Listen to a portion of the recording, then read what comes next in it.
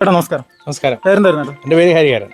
ചുമതല എന്താണ്? എൻ്റെ ചുമതല BJP കൊണ്ടാഴി പഞ്ചായത്ത് പ്രസിഡന്റാണ്. നിലവിലിവിടുത്തെ MLA ആയിരുന്ന കെ രാധാകൃഷ്ണന്റെ പ്രവർത്തനങ്ങളെ സംബന്ധിച്ച് എന്താണ് അഭിപ്രായം?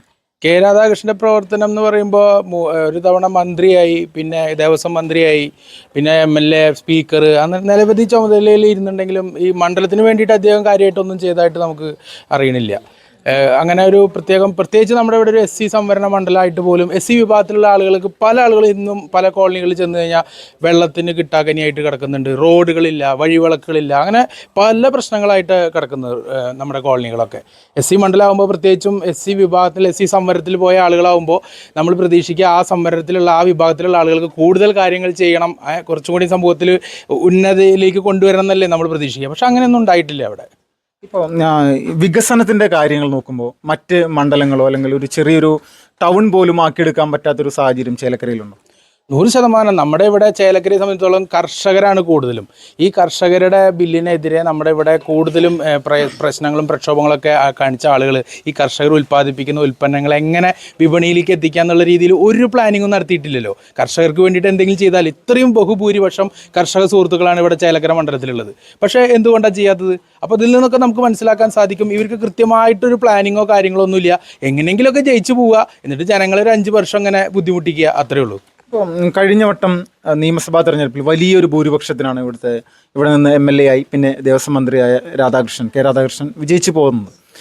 അദ്ദേഹം ഇവിടെ പാർലമെൻറ്റ് മണ്ഡലത്തിൽ MP സ്ഥാനാർത്ഥിയായി നിന്ന സമയത്ത് അദ്ദേഹത്തിൻ്റെ ഈ ഭൂരിപക്ഷം വലിയ രീതിയിൽ താഴേക്ക് പോകുന്നൊരു സാഹചര്യം ഉണ്ടായി. അപ്പോൾ എന്താണ് ജനങ്ങളുടെ വിലയിരുത്തൽ? അദ്ദേഹത്തിൻ്റെ പ്രവർത്തനത്തിൽ വലിയ പോരായ്മ ഉണ്ട് എന്നുള്ളതാണോ അതിൽ നിന്ന് തെളിയിക്കുന്നത്? അതൊന്ന് വളരെ വ്യക്തമല്ലേ. ജനാധിപത്യ രാജ്യത്ത് നമ്മുടെ സംവിധാനത്തിൽ ജനങ്ങൾ തിരഞ്ഞെടുക്കുന്ന വ്യക്തികൾക്ക് വോട്ട് കുറയുക എന്ന് പറയുമ്പോൾ സ്വാഭാവികമായിട്ടും ജനങ്ങൾക്ക് അദ്ദേഹത്തിനോടുള്ള ആ ഒരു വിശ്വാസം നഷ്ടപ്പെട്ടായിട്ടാണല്ലോ നമ്മൾ കണക്കാക്കേണ്ടത്.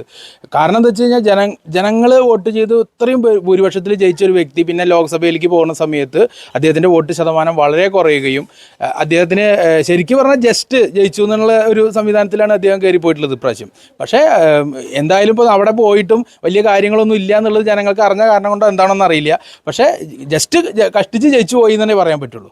ന്യൂനപക്ഷ വിഭാഗങ്ങളുടെ ഇടയിൽ നിന്ന് BJPയിലേക്ക് വലിയ ഒരു പിന്തുണയായിട്ട് ഒരുപാട് ആളുകൾ വരുന്നുണ്ട്. ഇപ്പോൾ തൃശ്ശൂർ പാർലമെൻറ്റ് മണ്ഡലം ആ ഒരു ഇലക്ഷനുമായി ബന്ധപ്പെട്ടും സുരേഷ് ഗോപിക്ക് ലഭിച്ച പിന്തുണയൊക്കെ നമ്മൾ കണ്ടതാണ്. അങ്ങനെ ഒരു സാഹചര്യം ചേലക്കരയിൽ നിന്നുണ്ടോ? 100%. ന്യൂനപക്ഷ വിഭാഗം ഭൂരിപക്ഷ വിഭാഗം എന്നുള്ള ആ ഒരു വിഭാഗം തിരിച്ചത് തന്നെ CPM-കാരല്ലേ. നമ്മുടെ ഈ മഹാരാജ്യത്ത് ഇവിടെയുള്ള ആളുകളെ അത്തരത്തിൽ വിഭജിച്ചിട്ടുള്ളൊരു രാഷ്ട്രീയം കളിച്ചിട്ടുള്ള കക്ഷിയാണ് CPM. അതിൻ്റെ ഏറ്റവും വലിയ ആ ഒരു പൊള്ളത്തരങ്ങളെല്ലാം പൊളിച്ചെഴുതിയിട്ടാണ് നമ്മളെ തൃശ്ശൂർ സുരേഷ് ഗോപി ജയിച്ചു കയറിയത്.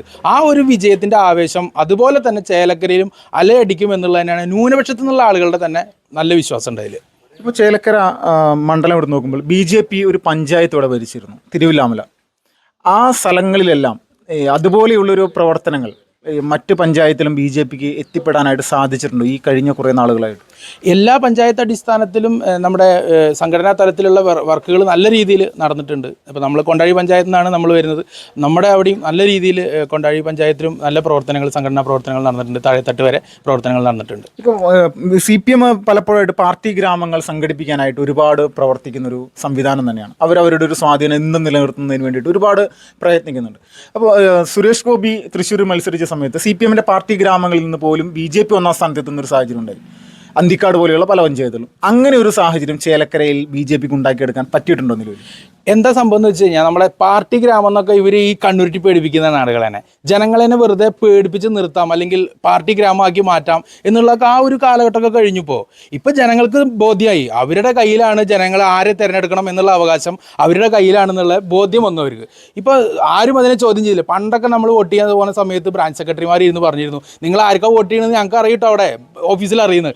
ഇപ്പോൾ അതൊക്കെ പറഞ്ഞു കഴിഞ്ഞാൽ ആരും വിശ്വസിക്കില്ല. ഇന്നിപ്പോൾ ആളുകൾക്ക് ബുദ്ധി വന്നു, അവർക്ക് അറിയാം ആരെ തിരഞ്ഞെടുക്കണം, ആരാണ് ജനങ്ങൾക്ക് വേണ്ടി നല്ലത് ചെയ്യണത്. BJP ആണെന്നുള്ളത് ജനങ്ങൾ വളരെ പൂർണ്ണമായിട്ട് ഇപ്പോൾ നമുക്ക് ഓരോ വീടുകളിൽ പോകുമ്പോൾ അറിയാൻ പറ്റുമല്ലോ.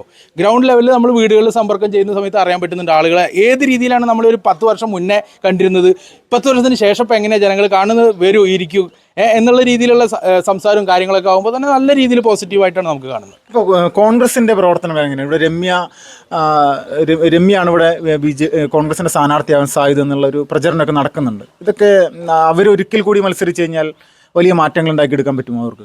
അല്ല, ഇത് രമ്യ ഹരിദാസ് കോൺഗ്രസ്സിൽ ഭരിക്കുന്ന അല്ല മത്സരിക്കുന്ന കാര്യമൊക്കെ ഇവിടുത്തെ കോൺഗ്രസ്സുകാർ പറയേണ്ട കാര്യമാണ്. പക്ഷേ ഞാൻ ചോദിക്കട്ടെ, നമ്മൾക്ക് ഇവിടെ ലോക്സഭയിലും കോൺഗ്രസ്സിലും ഒരാളാണ്, നിയമസഭയിലും ഒരാളാണെന്നുള്ള ആ ഒരു കൺഫ്യൂഷൻ തന്നെ കോൺഗ്രസ്സുകാരുടെ ഇടയിൽ ഉണ്ട് എന്നാണ് ഞാൻ മനസ്സിലാക്കുന്നത്. കാരണം അവർ തന്നെ ഇവിടെ പ്രാദേശികമായിട്ട് ഒരാളെ വേണം എന്നുള്ള രീതിയിൽ, രമ്യ വേണ്ട എന്നുള്ള രീതിയിൽ അങ്ങനെ പരസ്പരം ഒരു തർക്കം നിലനിൽക്കുന്നുണ്ടെന്നാണ് ഞാൻ എൻ്റെ സുഹൃത്തുക്കളിൽ നിന്ന് മനസ്സിലാക്കിയിട്ടുള്ളത്. കൃത്യമായിട്ട് എനിക്കറിയില്ല. അതിലിപ്പോൾ ആര് വന്നാലും ജനങ്ങൾക്ക് BJP-യോടുള്ള താല്പര്യം ഒട്ടനവധി വളരെ രീതിയിൽ വർദ്ധിച്ചിട്ടുണ്ട് എന്നുള്ളത് വളരെ വ്യക്തമാണ്. ചേട്ടാ നമസ്കാരം. നമസ്കാരം.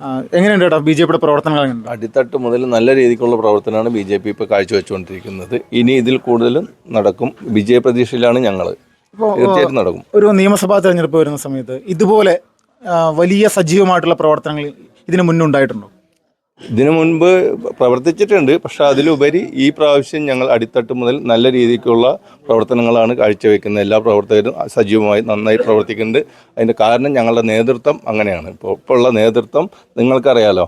ഞങ്ങളൊരു MP-നെ സമ്മാനിക്കാൻ ഞങ്ങളുടെ നേതൃത്വത്തിന് കഴിഞ്ഞിട്ടുണ്ടെങ്കിൽ ചേലക്കര മണ്ഡലത്തിൽ ഒരു MLA ഞങ്ങൾ കൊണ്ടുവരും. ഇപ്പോൾ ഇവിടുത്തെ LDF-ൻ്റെ കഴിഞ്ഞ വട്ടം സ്ഥാനാർത്ഥിയായി മത്സരിച്ച് വിജയിച്ച ദേവസ്വം മന്ത്രി K. രാധാകൃഷ്ണൻ്റെയൊക്കെ പ്രവർത്തനങ്ങളിൽ എത്രത്തോളം സംതൃപ്തിയുണ്ട്? K. രാധാകൃഷ്ണൻ എന്ന് പറഞ്ഞു കഴിഞ്ഞാൽ അദ്ദേഹം 10-30 വർഷക്കാലത്തോളം ഞങ്ങളുടെ MLA ആയിരുന്ന ആളാണ്. അദ്ദേഹം MP ആയിട്ടുണ്ട്, അല്ല ഇപ്പോൾ MLA ആയിരുന്നു, ദേവസ്വം മന്ത്രിയായിരുന്നു, പട്ടികജാതി ക്ഷേമ മന്ത്രിയായിരുന്നു. 85-86 വർഷത്തിൽ നടപ്പിലാക്കിയിട്ടുള്ള ഭൂരഹിത ഭവനരഹിത പദ്ധതികൾ ഉള്ള വീടുകൾ കോളനിയിൽ ഇന്നും ഉപയോഗശൂന്യമായിട്ടാണ് കിടക്കുന്നത്. ആ പാവങ്ങളുടെയൊക്കെ ഗതി പോയി കാണണം. അപ്പോൾ അദ്ദേഹം ഇവിടെ പട്ടികജാതി മന്ത്രിയായിരുന്നുകൊണ്ട് ഒരു പ്രയോജനം നമുക്കുണ്ടായിട്ടില്ല. അതേപോലെ റോഡുകൾ നമുക്ക് ചേലക്കര മണ്ഡലത്തിൽ അറിയാലോ. ഏറ്റവും വികസന വിരോധികളായിട്ടുള്ള CPM അല്ലെങ്കിൽ ഇടതുപക്ഷ സർക്കാർ നമ്മുടെ ചേലക്കരയും പഴയന്നൂരും നിങ്ങൾ ആ റോഡുകളൊന്ന് കാണണം. ഒരു വണ്ടി വന്നാൽ ഒരു വണ്ടി പോകാൻ പറ്റില്ല. ഇതിനൊക്കെ തടസ്സം നിന്നത് ഇവിടുത്തെ ഭരണകൂടങ്ങളാണ്. മനസ്സിലായില്ലേ? പണ്ടായിരം ആവട്ടെ. പക്ഷെ ഇവിടെ ചെയ്യേണ്ടത് ഇവിടെ ഭരിക്കുന്ന ഭരണകർത്താക്കളാണ്. പക്ഷെ അവരിൻ്റെ ഭാഗത്ത് നിന്ന് അങ്ങനെയൊന്നും ഉണ്ടായില്ല. ഇന്നിപ്പോൾ ഒരു നടപാതകളില്ല, കാനകൾ ക്ലിയർ അല്ല, ടൗണിൽ ഭയങ്കര ഗതാഗത കുരുക്കാണ്. അങ്ങനെ ഒരുപാട് പ്രശ്നങ്ങൾ. ഇപ്പം ആയനൂർ റോഡിൻ്റെ കാര്യം നമ്മുടെ സഹപ്രവർത്തകൻ പറഞ്ഞതാണ്. മനസ്സിലായില്ലേ? അപ്പോൾ ഇങ്ങനെയൊക്കെയാണ് നമ്മുടെ അവസ്ഥകൾ. ഇപ്പോൾ ജനങ്ങളുടെ ഒരു താല്പര്യം ഈ പ്രാവശ്യം BJP-ക്ക് ഒരു അവസരം കൊടുക്കണം എന്നുള്ളത് തന്നെയാണ്. 100% ഉണ്ടാവും. നിങ്ങൾ വേണമെങ്കിൽ കണ്ടോളൂ. നിങ്ങൾ ചാനലുകാരല്ലേ, നിങ്ങൾ കണ്ടോളൂ. ഇവിടെ BJP ജയിച്ചിരിക്കും ചേലക്കര മണ്ഡലത്തിൽ. അതിനുള്ള എല്ലാവിധ പ്രവർത്തനങ്ങളും താഴെ തട്ടിൽ മുതൽ മുകളിൽ വരെയുള്ള ഘടകങ്ങൾ ഞങ്ങൾ ചെയ്തുകൊണ്ടിരിക്കുന്നുണ്ട്. ചേലക്കര മണ്ഡലത്തിൽ ചെയ്തുകൊണ്ടിരിക്കുന്നു. ഇപ്പോൾ സുരേഷ് ഗോപിയുടെ സാന്നിധ്യം പ്രതീക്ഷിക്കുന്നുണ്ട് ഇവിടെ? സുരേഷ് ഗോപിൻ്റെ സാന്നിധ്യം പറഞ്ഞാൽ അദ്ദേഹത്തിൻ്റെ അനുഗ്രഹം ഇവിടെ ഉണ്ടാവും. പക്ഷേ പ്രവർത്തിക്കുന്നത് ഞങ്ങൾ ചേലക്കര മണ്ഡലത്തിലുള്ള ആൾക്കാരാണ്. പിന്നെ ഞങ്ങളുടെ മുതിർന്ന നേതാക്കൾ മുകളിൽ നിന്ന് എല്ലാവിധ ഞങ്ങൾക്ക് എല്ലാ സപ്പോർട്ടുകളും ചെയ്യുന്നുണ്ട്. സുരേഷ് ഗോപി പോലെ അദ്ദേഹം എല്ലാവരും. ഇപ്പോൾ പ്രചരണ രംഗത്ത് അദ്ദേഹം വരണം എന്ന് ആഗ്രഹിക്കുന്നുണ്ട്. തീർച്ചയായിട്ടും 100% അദ്ദേഹം വരണമല്ലോ. അദ്ദേഹം നമ്മുടെ ഒരു മാതൃകയായിട്ടുള്ള ഒരു MP ആണല്ലോ. അദ്ദേഹം കേരളത്തിന് ആദ്യം കിട്ടിയിട്ടുള്ള MP ആണ്. അത് ഞങ്ങൾക്ക് അഭിമാനിക്കാം. അതും വമ്പിച്ച ഭൂരിപക്ഷത്തിൽ. അല്ലാണ്ട് CPI ഇടതുപക്ഷ MLA പോലെ 20,000 വോട്ടിനല്ല അദ്ദേഹം ജയിച്ചിരിക്കുന്നത്. അദ്ദേഹം 10-75,000 വോട്ടിന് ജയിച്ചിട്ടുള്ള ഒരു MP ആണ്. അതിൽ ഞങ്ങൾക്ക് അന്തസ്സും അഭിമാനമുണ്ട്. അതേപോലെ ഒരു MLA ചേലക്കരയിൽ നിന്നുണ്ടാവും. അത് ഞങ്ങളുടെ ആത്മവിശ്വാസമാണ്.